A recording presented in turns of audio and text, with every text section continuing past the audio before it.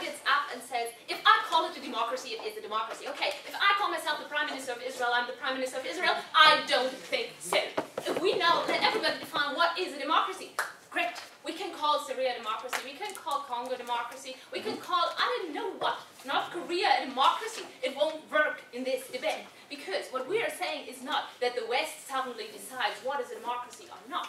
We say that in order for a democracy, it's not for someone else to decide, and it's not only that people get up and say, I want democracy because it sounds good and I saw it like a slogan about in the TV. No, we think that in order to decide, that for people to decide they want a democracy, they need to know what is a democracy. Because it's not only about getting up and saying, I want a democracy, as it happens in Arab Spring. Democracy it doesn't exist just by wanting it. It exists by realizing it. And in order to realize it, people need to know what the principles are, how they work, how controls work, how it's going to be implemented, and then how it's going to be sustained further throughout time. And without education, without the majority of people knowing what is a democracy and what their rights are, there won't be a democracy in action. And then Ohad can get up and say as much as he wants that he lives in a democracy, it's not going to be working.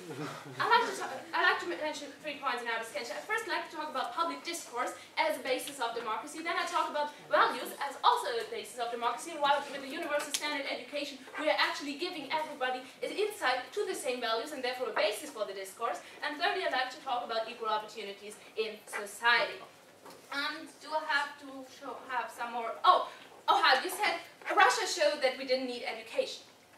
No, Russia showed we needed education because, as far as I know, Russia didn't come out to be a democracy. People brought it in from the West, the idea of there needs to be a change. And all the people who had so far been ruled over by the Tsar said, okay, we have a right to change, there is another way to life. And then they didn't get the education, and then they didn't know how to do, and then, again, a dictatorship was established. Hadar said, and you mentioned that first didn't rebut this, we don't want the drones of state education. I don't know what you received. I received a state education, and I might be illusionary about this, but I think I'm able to think about myself. I think the state in his education taught me where to find resources to make out my own opinion. What are the basics to make out my own opinion? Which people I can turn to. It might not have told me like, this is your possibility, and this is your possibility, and this is your possibility. It might not have educated me about every law on the planet, but it gave me a basic idea about what is there out in the world. And if you keep a child inside at home in a very patriarchal family, for example, it will never even know that outside there's a democracy, no thank you, and it might be able to participate in this. And then you said we don't want a specific type of thinking about people who are in control. Exactly. That is why we want a universal standard that adheres to democratic values, like, for example, human rights, and that teaches each person how to be an individual, and that individual have their rights, and this is the basic of democracy. So actually, our motion works against the problem you're defining here, and you also want to get against. So actually, you're on our side. Awesome. So, going for one more question, yeah. All this information that you have described exists in the world around us. Why is the only way to receive education about how democracy works in the standard educational system as proposed by First Law? Okay. This is... okay, it's somewhere in my point. I'm going to explain it to you because... just a quick answer to this. Because what Hadar said is, I learned how to speak at home. Awesome. Maybe you don't. Maybe your parents are, for example, deaf. Maybe they never teach you how to speak. Maybe they don't teach you the language of the country you're living in, the democracy you are a citizen of. Maybe they don't have a computer. Maybe they don't teach you how to use Facebook. Then you're cut off from all of the world, don't know about your rights, and this is why we need a state-based education system to actually level this. Now, what is democracy? Democracy, for us, is a freedom of ideas and exchange, to make together decisions which are also compromised. But in order to do this, we need a basic discourse. And we say that everybody who's taken into account in democracy is the one who's able to participate. But in order to participate, that's what also going to your question is, I need to do the ability. And it's not enough that the state gives me the right to participate in this discourse. It also needs me to teach, to enable me how to participate in the discourse, because otherwise I just sit mute at home and can't voice my rights. It also needs to give me the self-esteem to voice my wishes, telling me not, oh, you're a female, you don't intelligent enough, sit at home and shut up. No, it tells me you're an individual, you have the same worth that every other individual in the realm, and you can speak up. For example, you also need this language of the discourse is held in. For example, take the Turks in Germany. A lot of them marry women who come in from Turkey, who don't know how to read, how to write, or don't speak English. don't speak German, sorry.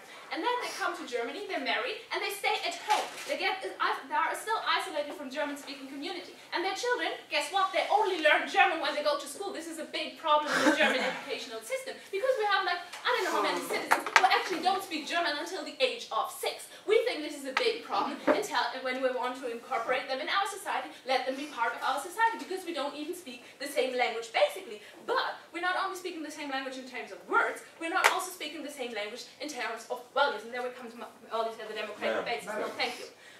Democracy and its values, like human rights, are often foreign to certain cultures. In our time of globalization, immigration, we think it's very important for democracy to have a certain set of values and to introduce people to the thinking of certain values. And we need to teach it so we have the same course for discourse. That shows why we not only need a certain education, but a universal education. So we all start from the same level. For example, if you send your kids to religious schools, like for example in Israel, the Haredi schools, it might teach you that women are not as much worth as men. It might teach you actually to be anti-state, like Neturei Karta does. So, if you are a Hindu, you learn about the caste system. This is all what we call anti-democratic values, and we think as long as a part of our society in the so-called democracy, which all hard things can only be established by some people getting up and saying we have one, as long as they exist, those people will not have the basis of democracy and the ability to act in this.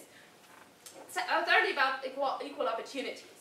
If we're not all the same, if we not have all the same education, it just goes by birth lottery. As a state, we try to go against the birth lottery. That's why we in most Western liberal democracy are have the duty to go to school to enable kids independent of their surroundings, for example, of their parents. Because why? We think we need a social mobility. We need people to have the chance to fulfill themselves, to take in every part of society they actually want, to represent all kinds of people, for example, also in the party or in the government. If we don't do this, we have a certain upper class. And Hadar said it really nicely.